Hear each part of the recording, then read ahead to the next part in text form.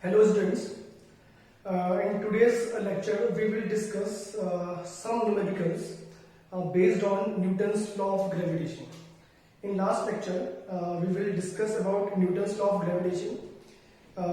Now we have a question.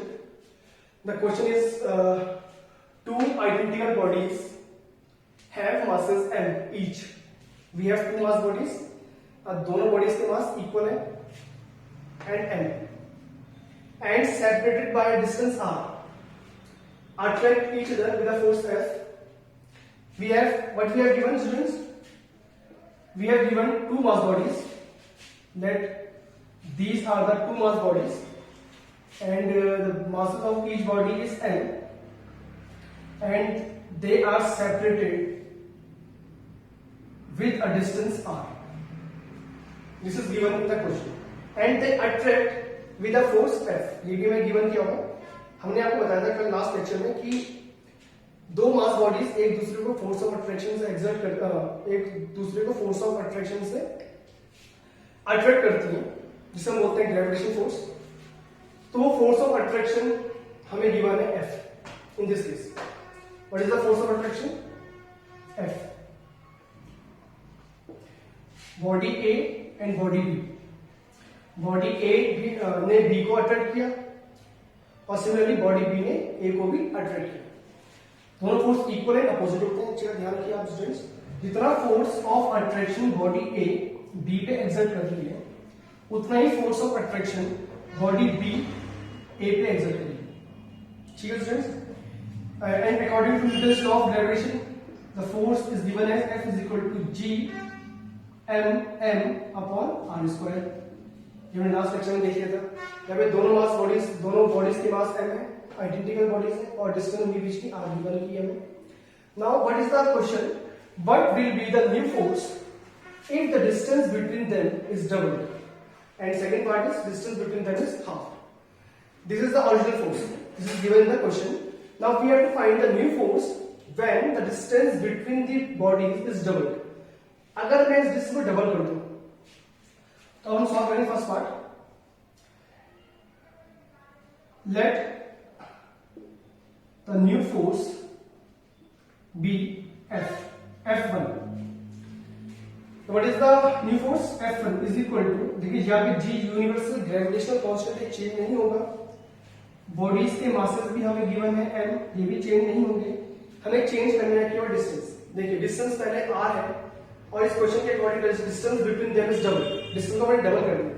तो it means अगर हम r डिस्टेंस लेके चल रहे थे, पहले यहाँ पे r स्क्वायर आया था. आप डिस्टेंस कितनी हो गई students? What is new distance? 2r. तो आप क्या करना है? 2r का square. Now what is the new force?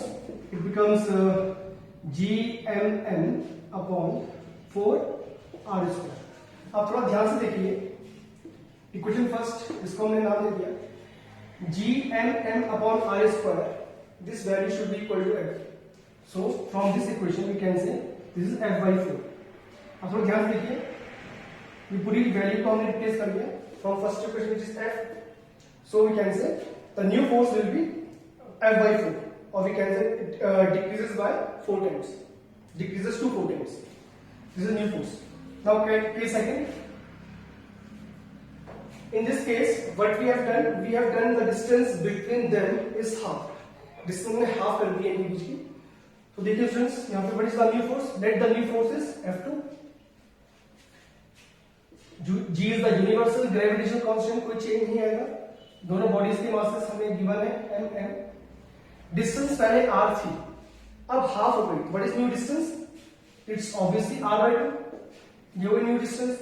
तो यहाँ पे देखिए आप, जब डिस्टेंस r थी तो यहाँ पे हमने किया r स्क्वायर. जब डिस्टेंस डबल हुई तो हमने यहाँ पे किया 2r स्क्वायर. अब डिस्टेंस हो गई हमारे पास r by 2. तो we can say it should be r by 2 whole square. आप इसे सॉल्व कीजिएगा तो आपको मिलेगा 4Gmn अपॉन r स्क्वायर. और फिर आप ध्यान से देखिए Gmn upon r square. This is the value of F from first equation. So we can say F2 is equal to 4 times of F. We can say the force increases by 4 times. यहाँ पे first case है force क्या हुआ 4 time decrease हुआ, और second case में force 4 times increase हो गई। देखिए आपको मैंने बताया स्टूडेंट्स कल जब हम पढ़ रहे थे डायरेक्टली प्रोपोर्शनल और इनवर्सली प्रोपोर्शनल का relation, because F is inversely proportional to R square, ये मैंने आपको कल बताया था। तो मैंने आपको बताया था कि अगर डिस्टेंस इंक्रीज होगी दो ऑब्जेक्ट के बीच का तो फोर्स डिक्रीज हो जाएगा, और अगर डिस्टेंस अगर डिक्रीज होगी तो फोर्स इंक्रीज हो जाएगा। तो देखिए यहाँ पर जब डिस्टेंस आर है तो फोर्स है एफ, डिस्टेंस 2r हो गई, what is new force F/4। देखिए डिस्टेंस बढ़ी, फोर्स डिक्रीज हो गया। Similarly in the next case the distance will be what is the new distance r/2। तो पहले डिस्टेंस r थी, अब r/2 हो गई है, तो डिस्टेंस क्या हुई डिक्रीज हुई है, तो फोर्स देखिए क्या हो गया इंक्रीज हो गया। This is called inverse relation.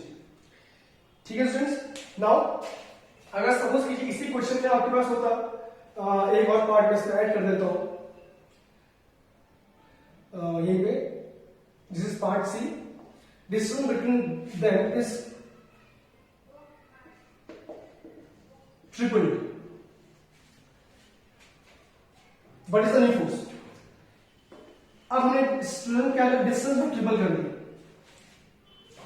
Distance में ट्रिपल कर दिया, तो late the new force is F3।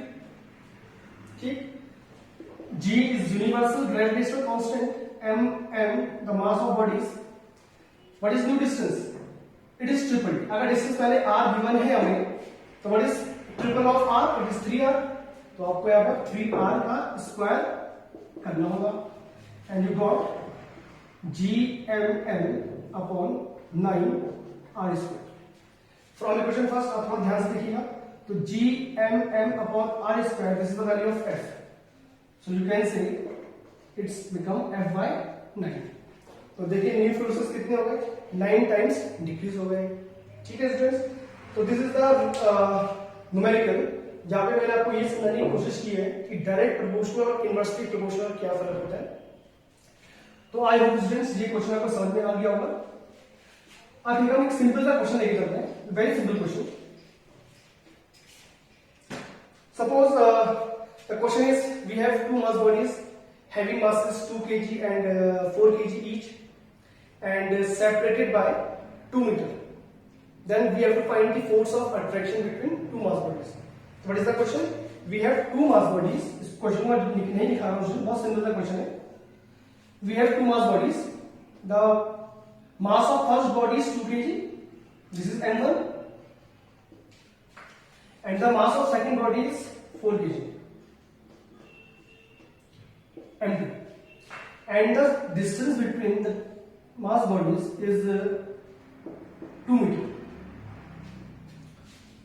So we have to find the force of attraction between these two mass bodies। तो यहाँ पे सपोज कीजिए बॉडी A है, this is body B, body B A को attract करेगी और body A B को attract करेगी विद सेम फोर्स। यहाँ पे आप ध्यान समझिएगा, मास डिफरेंट है इन बॉडीज के, तो इससे ये फर्क नहीं पड़ेगा कि फोर्स ऑफ अट्रैक्शन डिफरेंट होगा, ऐसा नहीं होता। The force of attraction exerted on each other will be same. जितना फोर्स से बॉडी ए बी को अट्रैक्ट करेगी उतने ही फोर्स से बॉडी बी ए को अट्रैक्ट करती है, चाहे उनके मास इक्वल हो या अनइक्वल हो। So what is the force of attraction according to Newton's law of gravitation? The formula of force is F is equal to G m1 m2 upon r square। What is the value of G?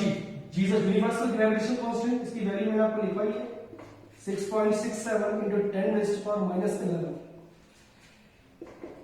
m1, the mass of first body is 2 kg, what is m2?